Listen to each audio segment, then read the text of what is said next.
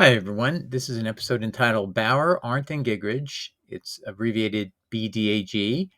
It's a traditional lexicon you'd find in any theology school's requirement of the people who are taking seminary courses. They must get this book. And the title of this episode is On Whether Paul Was a Stagehand or a Theater Set Mover. And you'll see this Greek lexicon makes it absolutely clear that's what it really meant in the Bible. It did not mean he was a tent maker. That was a mistake. And the prior video I did on this was on the 2000 edition. I now have the 2021 edition, the latest edition, the fourth edition, and I wanted to share with you what it says. Pretty similar to what I told people 2.5 years ago, but now there's been about 3,000 more subscribers since, so I'm thinking this is a time to refresh this. Someone I was talking to recently did not know that Paul was actually a stagehand or a set decorator, and this was like a surprise to them. So I think I should bring it up to let you all know. All right, before I begin, I want to make sure you understand I'm not putting Paul down for the fact he's a set decorator or works in the theater, but it explains a lot of why he quotes many theatrical works in his writings, and he sounds so eloquent because what he's doing is he's taking lines from plays constantly and from sources of philosophy and other things that people who go to the theater would usually be reading because they're all intersecting. So that again, no intent to slight him in any sense of the word. People would think tent maker maybe is more of a noble profession and being in the theater is not. But that's not how people would have looked at it in that era. And it was a very elite job. It was something you get paid very highly for because you're actually orchestrating the conduct of a play. And these plays were the only thing they had. They didn't have TV and radio, by the way. They would have plays. And many of these would be in Greek. So there was Herod the Great had a theater, 400-seat theater in Jerusalem near the temple. He also had another theater outside in what was called the Herodian compound. And so they were the only theaters uh, in Palestine, although some people think there might have been others, but primarily these were the two. And so Paul's job likely would have had to been in the theaters of Herod, just so you know, in the time period he's living in Palestine and persecuting Christians and killing Christians. So we'll put that off to another time. But let's just get a clear picture of what Paul's background was and what his education was, and in this instance, what his work life was like. All right, so now let's take a look at the source of this reference where we've always heard Paul's a tent maker, but actually it says he's skenopios, somebody who moves or makes scenes. Skenos is scene, so it's obviously not having anything to do with tents, but that's a different issue. At the moment, we're going to investigate this. Now, I want to mention to you, we're going to read this whole passage here, but this Aquila person is involved with his wife Priscilla. Now, Aquila is from Pontus. What's so curious about that is that's on the Black Sea, and that's on the northern coast of Turkey. And that's Paul would have been from the what we call modern Turkey today, towards the east side of the entire country of modern Turkey, and off to the north of that would be Pontus. So they were kind of neighbors, and they grew up in the same type of culture. And so that's an interesting thing about Aquila. Now let's read. And finding a certain Jew, chapter 18 Acts, verse 2. And finding a certain Jew named Aquila, a native of Pontus on the Black Sea, recently come from Italy. So he obviously traveled back over to Italy for some job with his wife Priscilla because Claudius had commanded all the Jews to depart from Rome. So he lived there, probably it was in the theater himself, and he had to go back to where he came from. And so that's why he's now no longer in Italy. He approached them, that is Paul, because he was of the same trade. That's Paul was of the same trade. He stayed with them, these two people, the couple, Aquila and Priscilla, and worked. So now Paul's going to work at the same trade, for they were skenopios by trade. Now we have to study what is skenopios. So you'll see here, maker of stage properties, one of the meanings. So let's take a look at the meaning a little more closely. And we're looking again at the Greek lexicon of the New Testament by Bauer and Gingrich and so on. And this is the 2021 edition. So let's read what it says. Maker of stage properties, definition 1. And it has references to the old comedy, used this word as a synonym for stagehand, who moved stage properties. And this is from Aristophanes, or a manufacturer of stage properties. Another meaning could be someone who paints stage scenery. But basically, what it is somebody who's in charge of creating the props that are used in theaters of that era, where you had to make the scenery artificially by some means or construction. And that's what it meant. You were a maker of scenes. That's exactly what it means literally. In fact, the word scene comes from skeno, scene, skeno. Okay. So, anyway, let's go on to number 2. Now, this is a traditional reading, obviously, because people didn't like what it implied. So, I'm going to be honest with you. They're telling you it's a theologically driven conclusion. It's not based on reality. The word should never have been translated as tent maker. This interpretation has long enjoyed favor. Again, people think the arts are in the American culture today. People say, "Oh, you're in the theater, you're in the arts, you're not a Christian just by being in that." That's not true in that era. This would be an elite class of people who are involved in it, and it's an elite cultural activity. Only few people get to go to the theater. Less likely anyone would know Greek if you were going to a Greek theater than people who were in this elite category. So this is not a derogatory term. In that era, it would have been considered a very complimentary term to say or mention that someone works on this type of practice. So this was a thing that Theophilus, the most excellent Theophilus, would be interested to know. What kind of job does Paul hold? He holds an honorable job, which is being a sconopios, a mover of scenes, or set decorator, or set designer, or set painter. So it's not shameful, but Christians didn't see it that way, and they had to come up with another word, and it was tent maker. This interpretation has long enjoyed favor, but several considerations militate against it. So I'm just going to read you a couple here. It is questionable whether residents of nomadic areas would depend on specialists to assist in such a common task. See Matthew 17, verse 4, where a related kind of independent enterprise is mentioned. So in other words, you wouldn't need specialists to do making tents because everybody would know how to do that.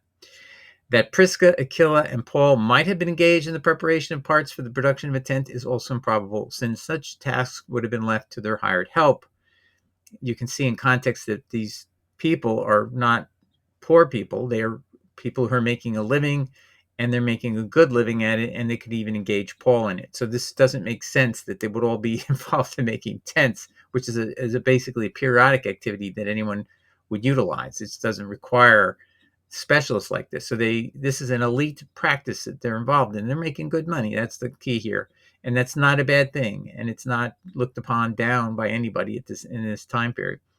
That they might have been responsible for putting a tent together out of various pieces is ruled out by the availability of the term skenarafos, okay? And that means stage manager. Okay, so the secondary word is related to it. It uses that same opening part, skeno, and that means scene. So the manager of scenes is the same related word out of the theater. So where did you ever get the idea of people making tents? It was preposterous to begin with, just to be frank. But that's what you get when you get theologically driven translations using modern morals about theater and arts as being somehow, bad, and so inherently Paul couldn't be that. So we'll just make up some other word.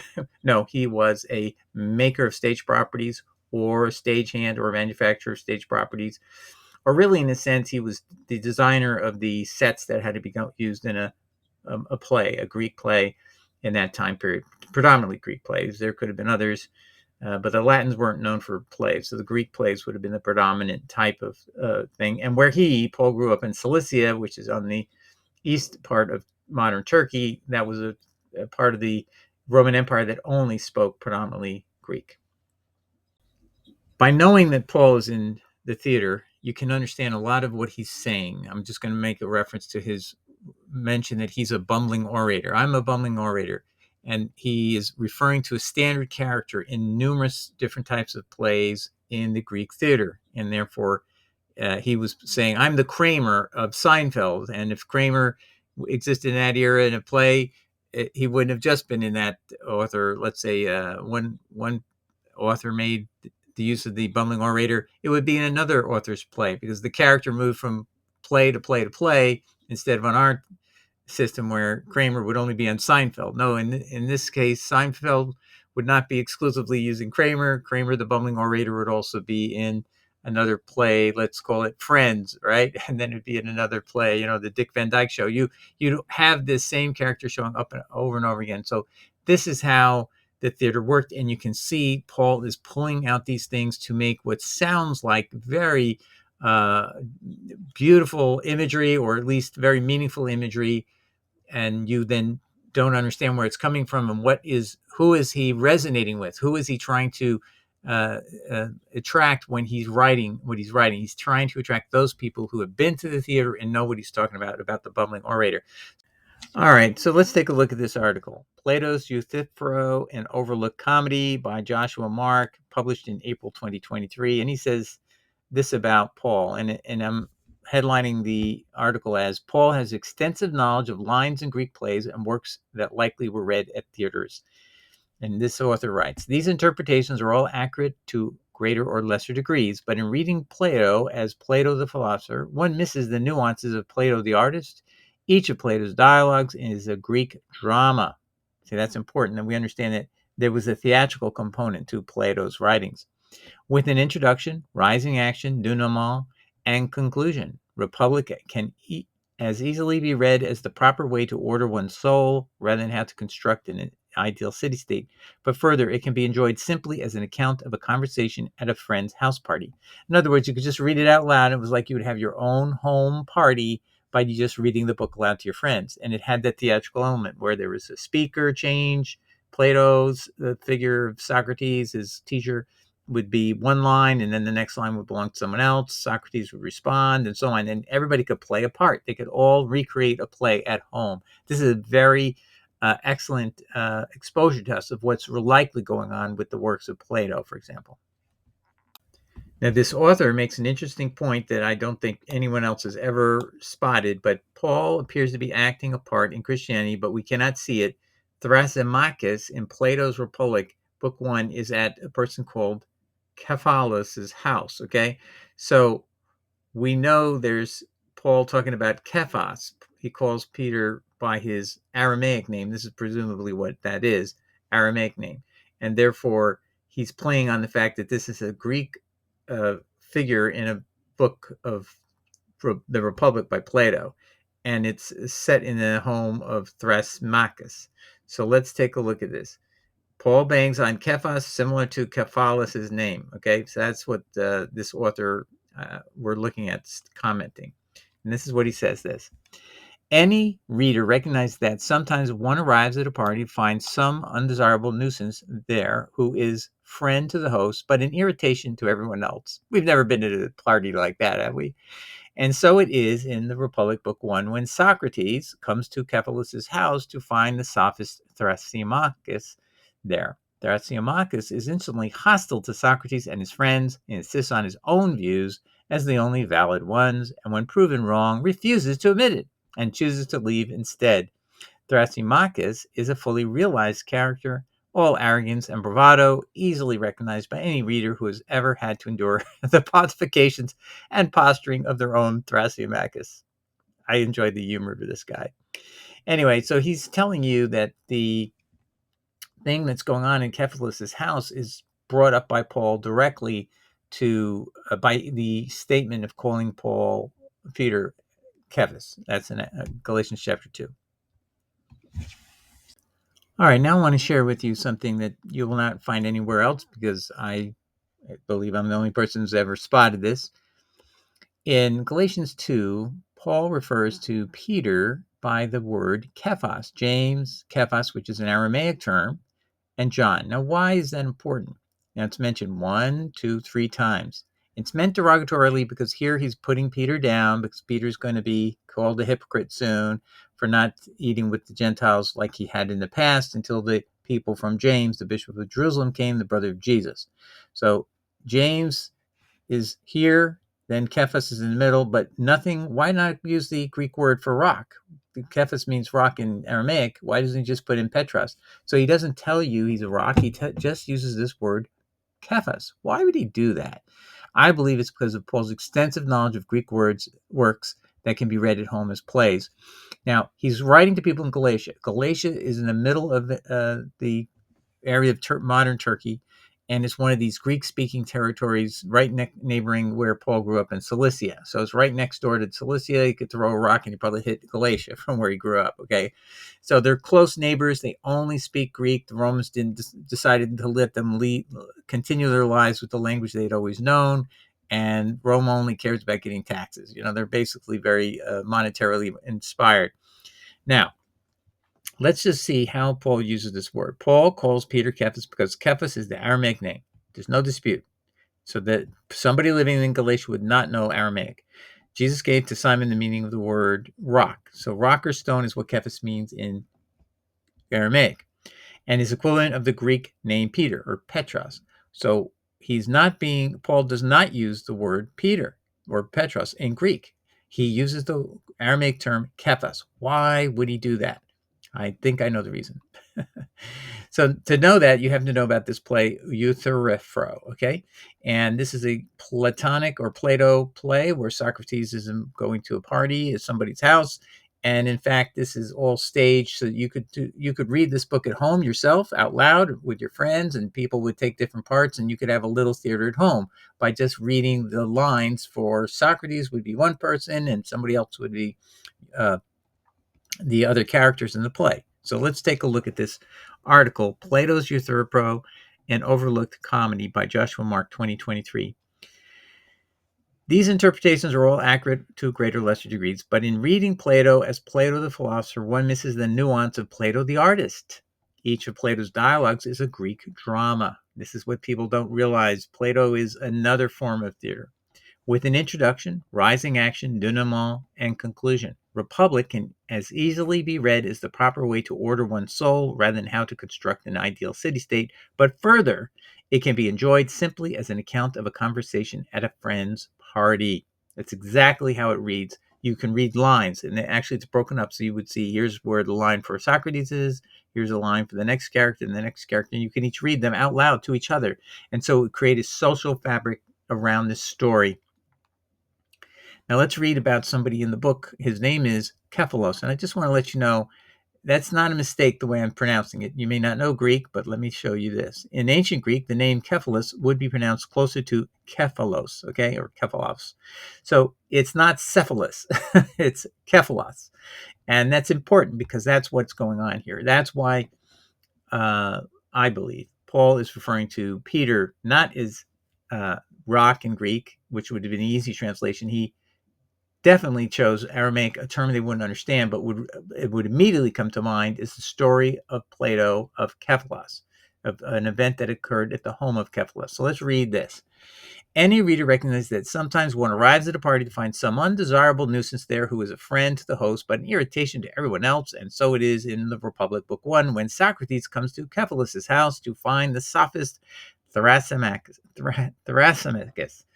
there. Thrasymachus is instantly hostile to Socrates and his friends. He insists on his own views as the only valid ones. Now, remember, Paul is responding to Peter trying to enforce things on Paul that Paul doesn't want. This idea that you can't eat meat with Gentiles are eating improper meat, because that's what happened. They're eating a meat that he realizes this is unclean, or meat sacrifice idols, or some other reason he withdraws. Okay, so but Paul is responding negatively to this behavior, and he calls Peter a hypocrite. Before the people from James came, you were eating with them, but now you're not. But Paul's not giving any license that Peter would have been withdrawing, because it's some different food that had been eaten before. He's condemning him, calling him a hypocrite, and he's basically taking this hostile view that basically Peter's trying to act the spirit of him, but Paul is saying, I'm really spirit of you. He insists on his own view, this guest, and when proven wrong, refuses to admit it and chooses to leave instead. So this is just like what Peter is being described as somebody who basically tries to leave the group because nobody's listening to him. Okay, so that's why Peter gets up and leaves, because he didn't think it was right what they were eating. Okay, now let's continue.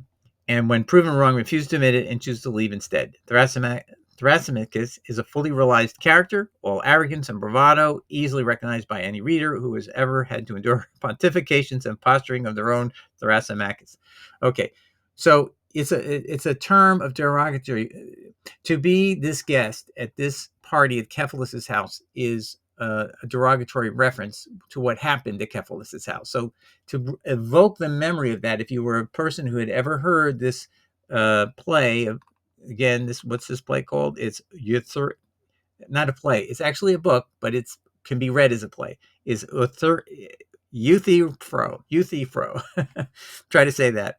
Anyway, so I think this is why he's calling him Cephas, to invoke the very same image of somebody who's arrogant and who wants his own way, and he gets up and he leaves when he can't win the argument with these other people present. And now let's listen to the subtitle of the subtext. And this is a summary AI will give you. What is this book about? It's a potent and absurdly comic and warning against the pretensions of speaking and acting on subjects one knows nothing about.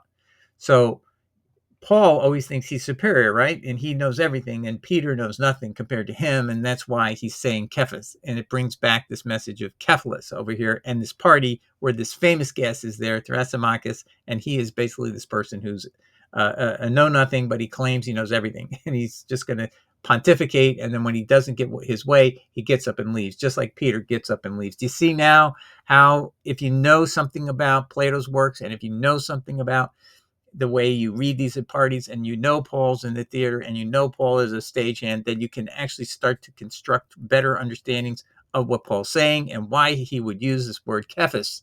I hope you can see that now. Okay, now I want to read you a verse from Paul that if you knew the background of what is the allusion he's making to a work of Plato, it will make a lot more sense. Colossians 2, verse 17. He's talking about the law. Paul says in verse 17, these are but a shadow of what was to come, but the reality is found in Christ. Okay, so skia is shadow, soma is reality, and therefore the law is just a shadow. What does that mean? It means it's not real.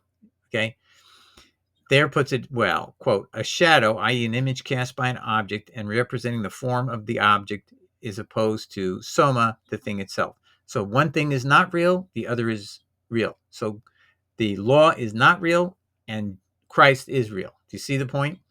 And now let's find out where that comes from. Again, this is a statement this very clearly set forth in the book The Republic, where there's this scene or this setup where Plato's explaining the limits of knowledge and what people can know is true and not true. And what he's saying is people accept things that are false because they don't really know the reality behind everything. So, for example, the statement he made is, imagine there are these prisoners in a cave and they're all looking at a wall, and behind them is some light coming from a flame, and they're looking at the wall and they think they're seeing reality when the finger puppets are put up from behind their heads, and they can't see that are people walking around and animals and so on by finger puppets. But in fact, what they're looking at is not real. It's just shadows, right? But they're not allowed to turn around and see the light behind them and then look outside and see reality. So they're living in the world of the shadows, and what they're seeing is just shadows. And the minute the light could come in completely and the finger puppets go away and they could turn around, then they would see reality. So the finger puppets, the shadows on the wall, are not real, but the actual reality is something that's being hidden from them that is on the up. If they turned around, they'd see it. They'd see the outside of the cave. So that's what he's talking about. So when Paul says in Colossians 2:17, the law is a shadow, he means it's not real. It's not really valid. It's invalid. But what is true, and the only thing that's true, is Christ. Now that is impossible to explain to a Jewish person. What are you talking about? The law is a shadow. It's not real. But if you're a Greek person, you know exactly what he's saying. You know what he means. And he means to say the law is nothing burger. It's not real. The real reality is just knowing Christ. Forget about any principles of Jesus, because that's never mentioned by Paul. Anything Jesus taught is zeroed out in Paul's letters, never quoted, never referenced, except the communion liturgy, and anybody would know that. But he has no quotes of Jesus, doesn't even claim to quote from Jesus, and denies he can even quote Jesus, because he says in 2 Corinthians 12 verses 3-6, he says, everything I hear in the third heaven from Jesus, I can't repeat to you. It's illegal for me to repeat it, and it's also unintelligible. That's why he excuses himself from having to tell you anything Jesus says. Therefore, you have to take by his own word everything he's saying, even though he can't quote Jesus, won't quote Jesus, it's from Jesus somehow in some other sense that we don't understand, but that's what we're supposed to believe. His teachings, Paul's teachings, are supposedly valid despite having no authority from Jesus explicitly included within what he's saying. Anyway, so this is it. You've got a proof that when you know that Paul is from the theater and you can see what level of knowledge he's using it, and the theater includes even works like Plato's, which are considered usually philosophical works. I showed you they're not. They're also can be used as home theater, and even could be read in a theater if you wanted to, but it probably was done at home. There's no need to have a big production when it's just all laid out in the book, and you go do the reading at home and everybody's happy and they're having a party and having fun, and you can read it all together as a family. All right, so getting back to Acts 18, verses 2-3, I hope you can now see that Luke, when writing most excellent Theophilus, meaning a magistrate judge, most excellent is an address Luke uses twice elsewhere in the book of Acts about two other judges, and they're addressed most excellent, Felix and Festus and so on. So these are elite people themselves. They're judges. They know Greek, even if they're working in the Roman courts. And they're now being educated to know that Paul is on their level of knowledge. He knows Greek at a very high level. He knows the arts. He knows theater. He knows plays. He knows Plato. He knows all these things. And it's being showed off repeatedly by Paul in all his epistles to attract these elements to his message. And that's why you're seeing very brilliant sounding things, because he's borrowing from the classics, Plato particularly and very often, but a lot of other figures as well. Okay, I hope that helps you. The fact that he was a Scanopio's, a maker of stage properties or set decorator, is a fact, and there's no other explanation for it. And he's making a good living at it, and he even continue to make a living at it here in Acts 18. All right, God bless. Take care. Ciao. Bye.